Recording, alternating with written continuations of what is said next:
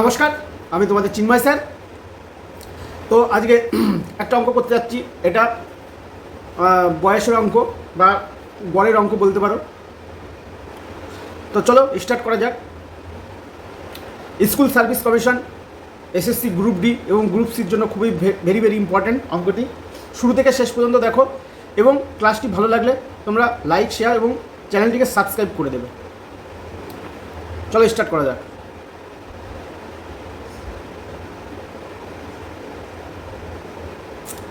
প্রথমে অঙ্কটা পড়ে নিই আমরা।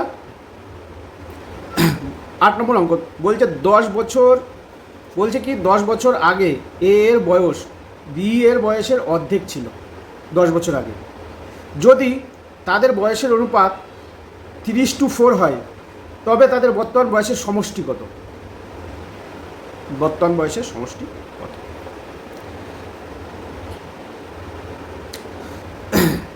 বর্তমানে তাদের বয়সের অনুপাত কত দেওয়া আছে? 3:4। 10 বছর আগে এর বয়স বি এর বয়সের অর্ধেক ছিল। এটা দিয়ে শুরু করবো আমরা। ওই কানেকশানটা ধরতে হবে, অঙ্ক কোথা থেকে আমি স্টার্ট করব। বলছে 10 বছর আগে এ এর বয়স বি এর বয়সের অর্ধেক। অর্ধেক মানে হাফ দিয়ে গুণ করে দেবো দিকে, এর অর্ধেক ইজিক্যাল টু এটা। তাই এটাকে আমরা কীভাবে করতে পারি? Or a by b is equal to 1:2। 1:2 লিখতে পারি না? তোমাদের আরও ভালো করে বুঝিয়ে দিই। এ বাই বি ইজিক্যাল টু 1/2। এইটা মানেই কি? এটা মানেই অর এটা মানেই a:b ইজিক্যাল টু 1:2। তোমরা আমার আগে অনুপাত সমানুপাতের ক্লাস আগে করে নিয়েছো, সেখানটায় আমি দেখিয়েছি কীভাবে কী করতে হয় এগুলো, ঠিক আছে? তাই আমি রিপিট করছি না। তো মেন অঙ্কে যাদের এলসিএম, এইচসিএফ এবং রেশিও প্রপোর্শনে যারা মজবুত আছে, যারা ভালো নলেজ আছে, তারা যে কোনো অঙ্ককে কমপ্লিট করে দিতে পারবে। সেই জন্য আমি তোমাদেরকে বলবো যে এলসিএম এবং এইচসিএফের এই ক্লাসটা ভালো করে তোমরা বাড়িতে করো এবং রেশিও এবং প্রপোর্শনের ক্লাসটা ভালো করে তোমরা করলে পরে যে কোনো অঙ্ক তোমরা কমপ্লিট করে দিয়ে আসতে পারবে। তো এখানে দেখো অনুপাতে চলে এসছে। a:b এর অনুপাত 10 বছর আগে 1:2 ছিল। তাহলে ধরে নিই 10 বছর আগে এটা লিখতে পারি। তো 10 বছর আগে এ ছিল x বছর, বি ছিল এই যে 2x বছর। অনুপাত যেহেতু দেওয়া আছে এটা লিখতেই পারি, অনুপাত বের করে নিয়েছি উপরের। এই যে এখান থেকে আমি করলাম এই দুটো, ঠিক আছে? হলো 10 বছর আগে এটা ছিল, কিন্তু বর্তমানে অনুপাত কত বলছে? বর্তমানে দেখো লাস্ট লাইন, অঙ্কের লাস্ট লাইনে যাও, দেখো অনুপাত 3:4 দিয়ে আছে। তাহলে এখান থেকে আমরা ভালোভাবে করে দিতে, বর্তমানে এটা আছে, তো এখান থেকে আমরা ভালোভাবে করতে পারি। শর্তানুসারে লিখতে পারি। শর্তানুসারে কী লিখতে পারি? শর্তানুসারে লিখতে পারি এটা তো এক্স, তো 10 বছর আগে ছিল এর বয়স, তাহলে এর সাথে 10 যোগ করব, ঠিক আছে? ইস্টু 10 বছর আগে বি এর বয়স কত ছিল? এক্স, এর সঙ্গে 10 যোগ করব, তাহলে বর্তমানে চলে আসলো। কিন্তু বর্তমানে অনুপাত কোশ্চেনে কী দেওয়া আছে? বর্তমানে অনুপাত দেওয়া আছে 3:4। এই দুটো সমানই হবে 10 বছর পরে, মানে বর্তমান। তো সুতরাং এবার আমরা কি করব?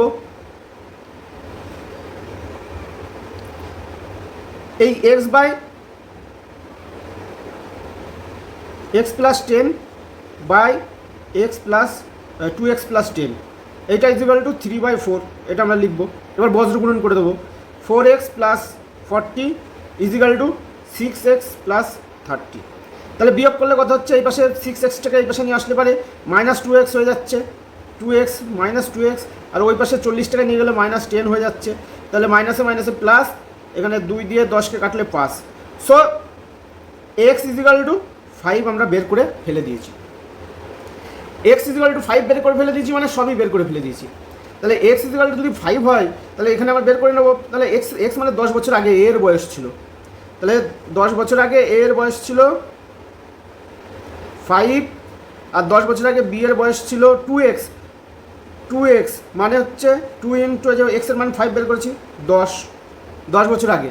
এবার কি বলেছে, বর্তমান বয়সের সমষ্টি, দুজনার বর্তমান বয়সের সমষ্টি। তাহলে বর্তমান বয়স যদি দুজনার, এই দুটোই তো বের করলাম 10 বছর আগে, এই 5টাও বের করলাম 10 বছর আগে, এই 10টাও বের করলাম 10 বছর আগে, এই 5টাও 10 বছর আগে এর বয়স, আর এই 10টাও 10 বছর আগে বিয়ের বয়স। ঠিক আছে, তাহলে বর্তমানে বয়স কত হচ্ছে, বর্তমানে এর বয়স 5-এর সঙ্গে 10 যোগ করব 15 বছর, 15 বছর। আর বিয়ের বয়স কত হবে, এই 10-এর সাথে 10 যোগ করব, তাহলে বর্তমান বয়স বেরিয়ে যাবে 20 বছর। এবার বলছে এ এবং বি এর বর্তমান বয়সের সমষ্টি প্লাস এই যে বর্তমান বয়সের সমষ্টি কথা যোগ করে দেবো 5 আর 3 এত বছর, দুজনের বয়সের সমষ্টি। এটাই অ্যান্সার। এবার আমি অ্যান্সারে যাব, দেখে নাও ভালো করে সবাই অঙ্কটা। ঠিক আছে, খুবই ইজি প্রসেস। আমি এত কিছু তোমাদেরকে করাচ্ছি কিসের জন্য বলো তো, তোমরা যাতে বুঝতে পারো, অঙ্কটা বুঝতে পারো, সেই জন্য তোমাদেরকে এত ইয়ে করে করাচ্ছি। চলো অ্যান্সারটা দেখে নিই। এই দেখো অ্যান্সারটা কী আছে, অপশান সিতে 35, এটাই অ্যান্সার হবে। আমি আরও শর্টে এত কিছু লিখতাম না, শর্টে করে দিয়ে চলে আসতাম 1 লাইনের মধ্যে। ঠিক আছে, তোমাদের বোঝানোর জন্য, যারা একদম বেসিক লেভেল থেকে অঙ্কটা দেখছে তারাও যাতে বুঝতে পারে, এবং যারা মানে প্রো লেভেলে চলে গেছে ম্যাথামেটিক্সে তারাও যাতে বুঝতে পারে, সেই জন্য আমার অঙ্কটা এইভাবে উপস্থাপন করা। তো চলো আজকের মধ্যে ক্লাস শেষ হলো, কিন্তু তোমাদের কাছে রিকোয়েস্ট থাকবে, তোমার ক্লাসটা যদি ভালো লাগে তাহলে এবারে সাবস্ক্রাইব করে দাও, লাইক করে দাও। ঠিক আছে, চলো বাই, পরের ক্লাসে দেখা হচ্ছে।